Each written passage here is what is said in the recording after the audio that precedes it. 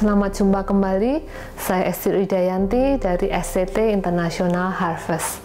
Hari ini kita akan berbincang-bincang mengenai hal yang jarang dibicarakan di dalam gereja, yaitu mengenai LGBT. Di Amerika, hal ini sudah bukan hal yang luar biasa karena gereja menerima LGBT, bahkan ada uskup yang menikah dengan sesama jenisnya dan tetap melayani di dalam gereja tersebut. Bagaimana dengan Indonesia?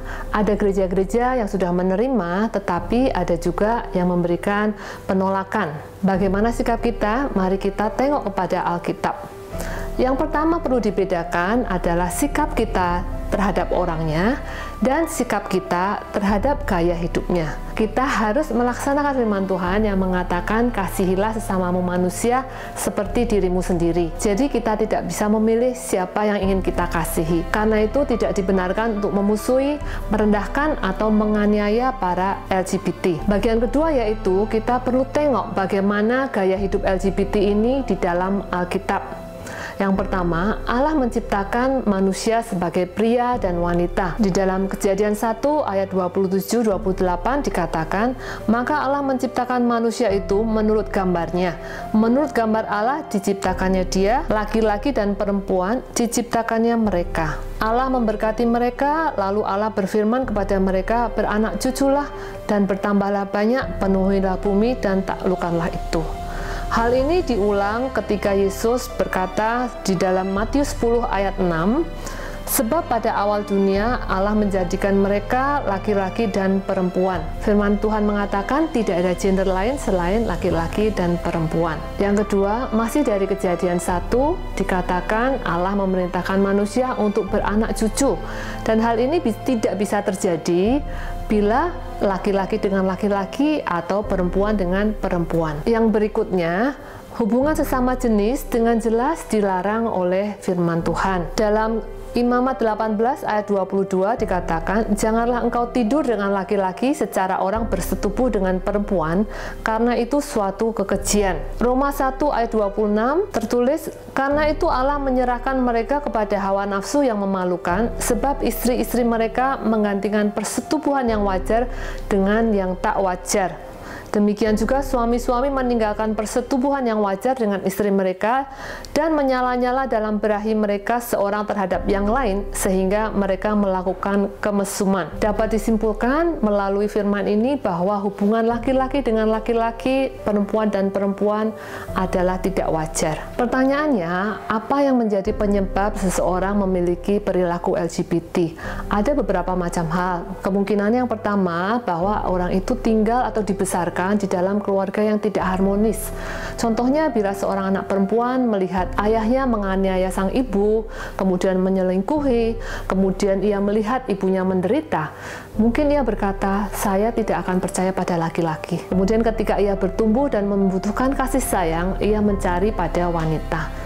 Kemungkinan yang kedua bahwa ketika remaja, seseorang tidak mempunyai role model yang sesuai dengan gendernya. Penelitian Dr. Richard Issei dalam bukunya Being Homosexual, Gay Men and Their Development melaporkan bahwa para gay atau homoseksual tidak memiliki kedekatan dengan ayahnya. Saat remaja, orang membutuhkan role model yang sesuai dengan gendernya. Contohnya, bila ada anak perempuan yang tomboy, namun di dalam pertumbuhannya sang ibu mengajarinya berdandan, maka anak perempuan ini akan mengadopsi perilaku sebagai seorang perempuan. Atau sebaliknya, bila ada anak laki-laki yang lemah lembut, sang ayah akan mengajarinya untuk mengutak-atik motor atau bermain basket sehingga ia akan bertumbuh sesuai dengan role model seorang pria. Tidak heran bila di Amerika merebak gerakan gay and lesbian.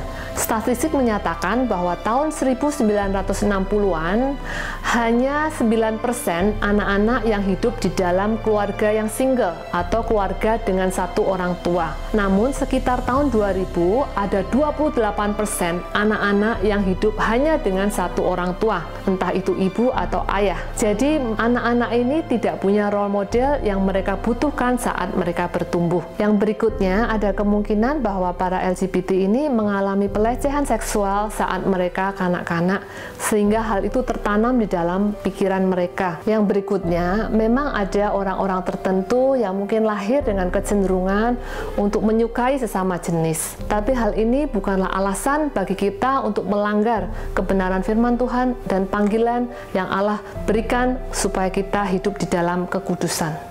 Setiap orang memiliki kecenderungan dosa, baik itu para single maupun mereka yang sudah menikah. Bisa saja kita memiliki kecenderungan untuk mencintai hal-hal yang sebetulnya tidak diperbolehkan, tetapi kita tidak akan melakukan hal itu demi kasih kita kepada Tuhan. Apakah perilaku LGBT disebabkan oleh genetik? Ternyata penemuan tidak mengatakan demikian, karena ada anak kembar identik yang memiliki DNA yang sama persis. Yang satu hidup di dalam perilaku LGBT dan yang satunya tidak. Jadi terbukti bahwa LGBT bukanlah karena genetik. Jadi bagaimana respon kita terhadap rekan-rekan kita para LGBT? Yang pertama tentunya kita perlu menerima mereka sebagai rekan sesama manusia di dalam Tuhan yang perlu pembaharuan. Gereja perlu menerima mereka, memberikan konseling, dan memberikan suatu komunitas di mana mereka bisa diterima tanpa direndahkan. Ketika seorang LGBT meninggalkan gaya hidupnya, ia kehilangan semuanya. Acceptance comes before change. Maksudnya, penerimaan datang lebih dahulu sebelum perubahan. Ketika seorang diterima dan merasa dikasihi, maka ia memiliki kerinduan untuk berubah. Bagi para rekan-rekan LGBT, kecenderungan atau ketertarikan terhadap sesama jenis bukanlah dosa, seperti juga orang yang menikah mungkin masih bisa tertarik pada orang lain. Tetapi bedanya kita tidak melakukan hal itu karena kita memilih untuk taat kepada Allah. Sebuah kebohongan yang disebarkan oleh iblis adalah jadilah dirimu sendiri, merasa nyaman, dan lakukanlah. Padahal panggilan kita adalah untuk menyalibkan segala kedagingan dan dosa kita dan untuk hidup di dalam kekudusan. Karena kita hidup bukan untuk diri sendiri, melainkan kita hidup untuk Allah. Saya menyadari bahwa kehidupan Anda mungkin tidak mudah, sama sekali tidak mudah. Tetapi yakinlah bahwa Allah menawarkan anugerah. Anugerahnya cukup bagi kita untuk menjalani kehidupan sesuai dengan kebenarannya. Dan Anda akan dapatkan cinta yang Anda tidak akan dapatkan dimanapun juga, yaitu cinta Allah yang akan melengkapi kehidupan Anda. Tuhan memberkati.